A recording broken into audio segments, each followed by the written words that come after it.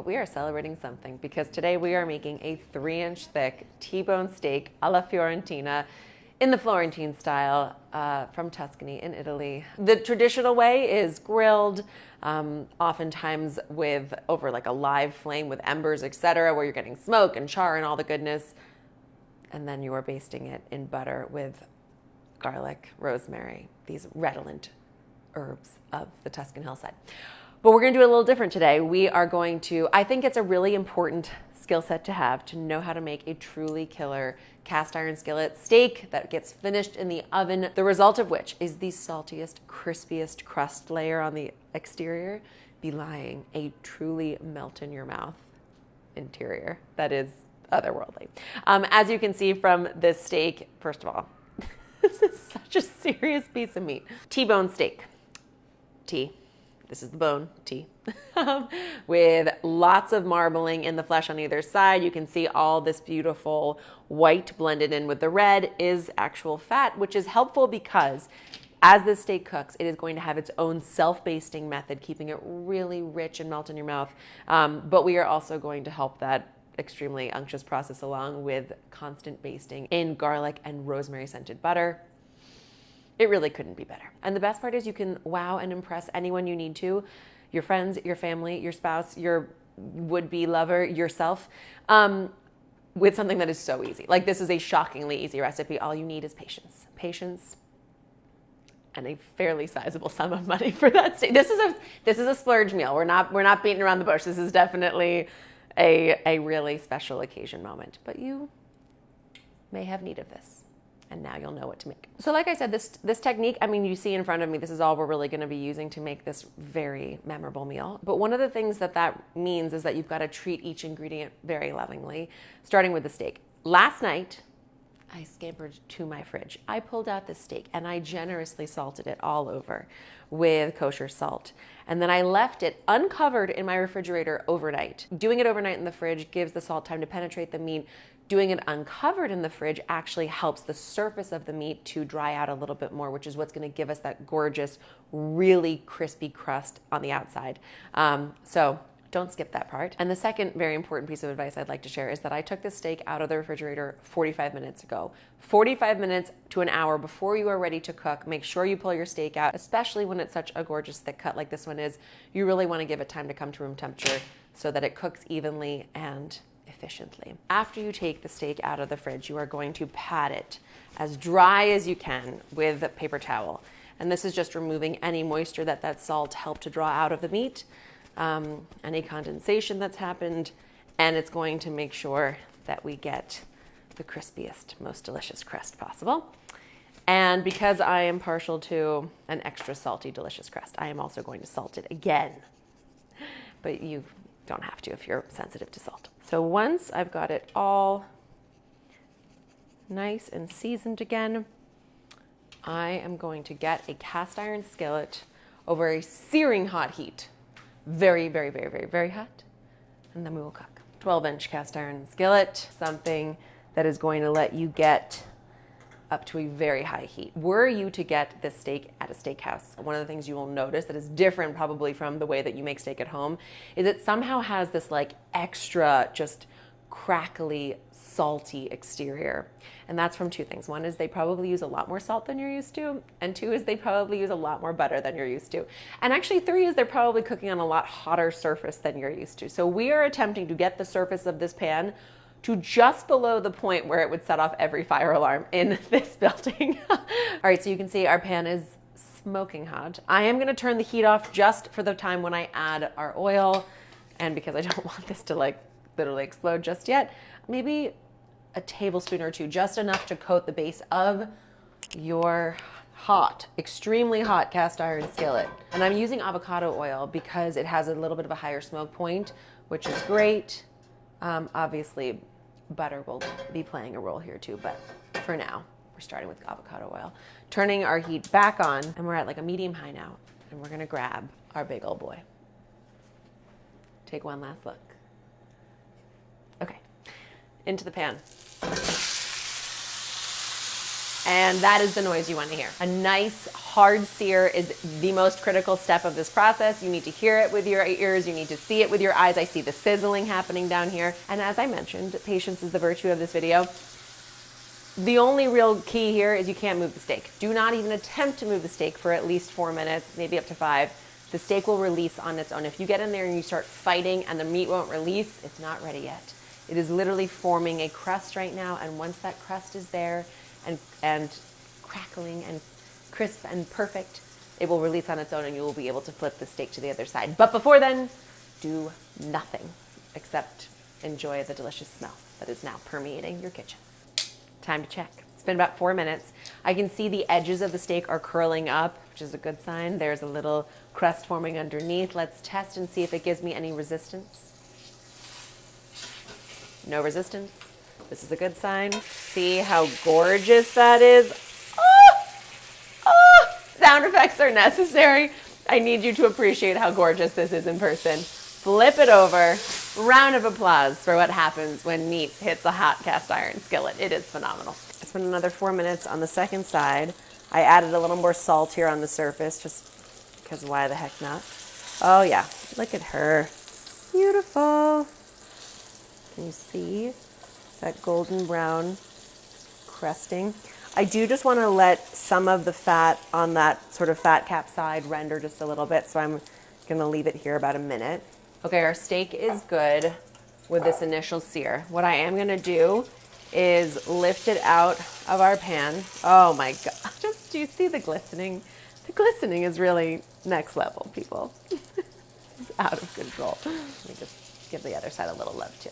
At this point, I'm going to remove the steak from the pan, and actually I'm going to drain, I've turned the heat off, I'm going to drain the fat that is currently in our pan.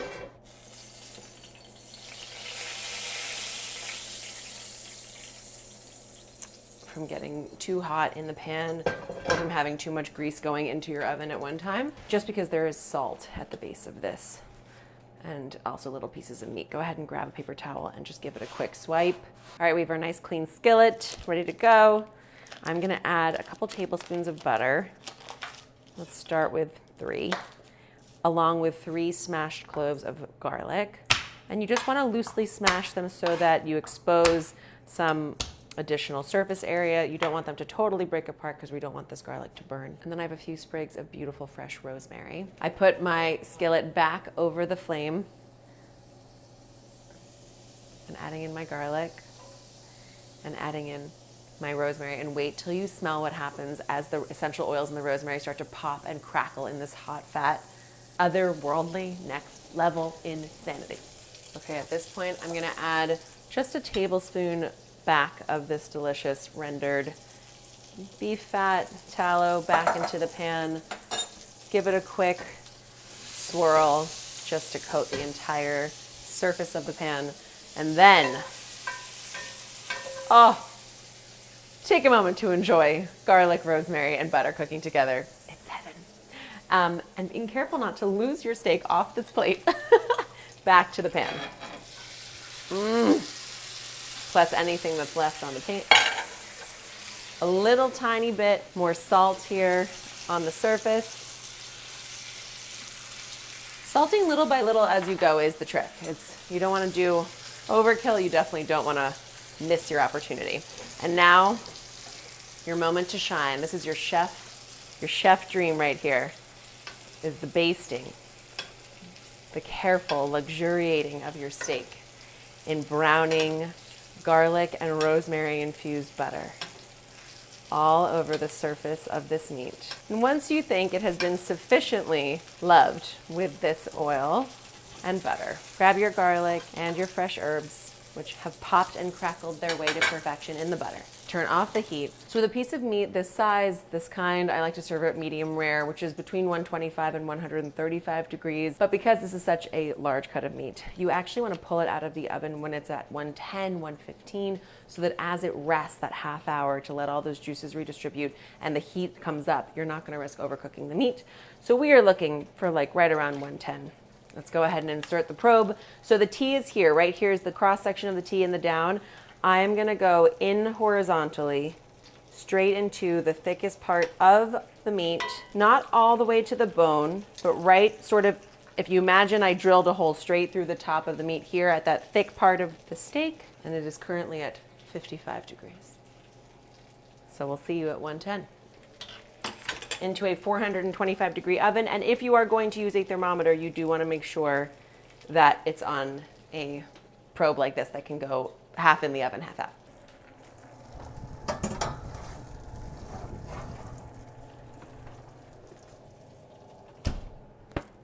See you in like 25 minutes. Taking it out of the oven. Here we go. Oh, I was so tempted to take it out earlier because it was smelling so good in here, but I didn't because I have my trusty thermometer. Oh my goodness. Look at you, my little beauty. Now, one special something is that about halfway through this roast, I went in and basted again with this rendering fat and butter that is collecting here at the pan. And that just helps to ensure a maximally juicy steak that is always being lavished with this additional glossing of fat and flavor. And basting it one more time now, and we can see the rosemary got beautiful and charred. The garlic, by putting it on top of the steak, continues to flavor and roast without burning in the hot base of the pan. And yes, I am going a little overboard on the basting right now, but nobody has ever complained about that. Now what you want to do is lift your steak off onto a baking rack like so, just so it can cool and rest evenly. So there's air circulating on all sides. Don't leave that behind. My only complaint with this recipe is there is very little to taste along the way. It's really one of these trust exercises that you, fingers crossed, cross your toes, cross them all, that the end result is going to pay off for your victory and patience. I'm feeling pretty good about it. We did it. We waited. We let the steak rest. We let all of its juices redistribute. We let it come up to temperature, 130, 135, a beautiful medium rare.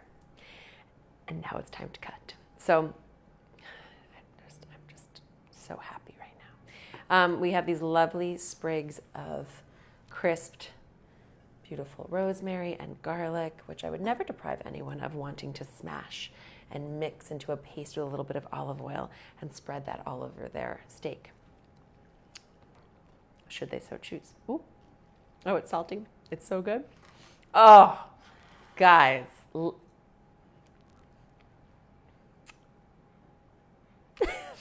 I can't get over this.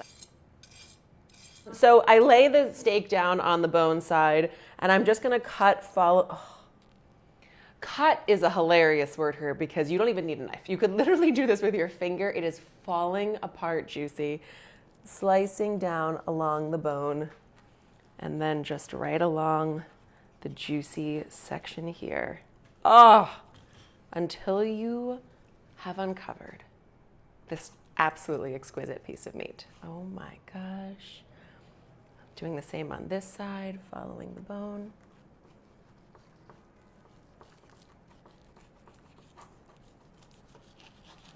Oh, wow. Are you kidding me right now? With that situation. Now this is for your bestie. The sections of meat right here at the bone where there's that maximum flavor of collagen and fat and moisture hydrating from the bone is going to be some of the best meat you've ever eaten in your whole life. Wow. Oh.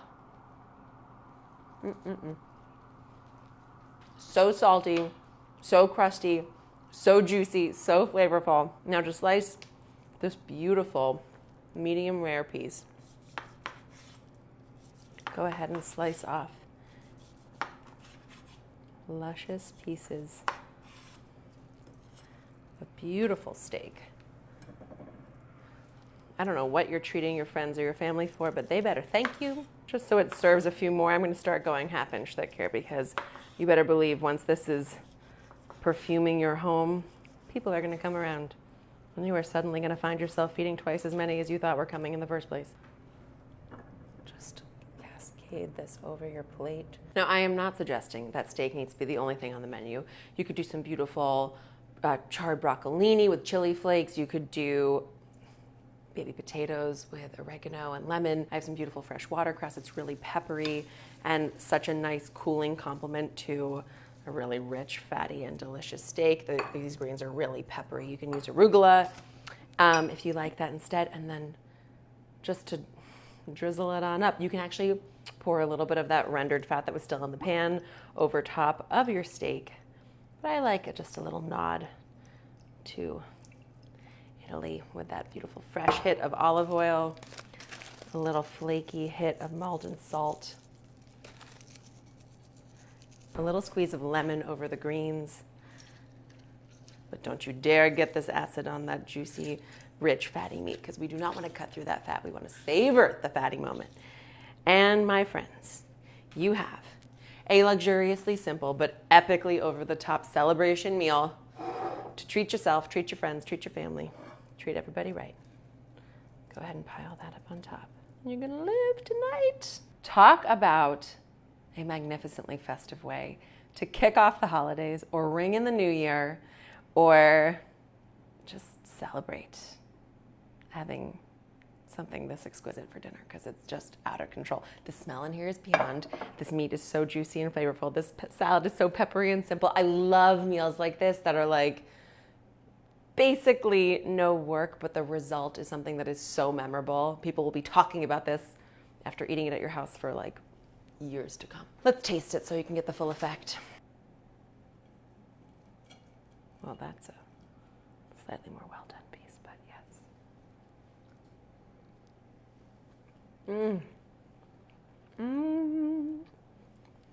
Yes, I'm eating off the communal plate because I can. And yes, I went for a slightly more medium piece because that's how I love my steak, and I save the more rare pieces for my husband because those are his favorites. But you go for the ones you love. I'm supposed to talk now, aren't I? But I'm very busy. Oh my gosh. This is a silence bite. This is a moment of silence required after eating something this delicious. The combination of the extravagant, rich and fatty steak with that amazing chew next to the peppery, fresh, vibrant, delicate watercress salad. It requires silence. Just enjoy it. And I'm gonna leave you to your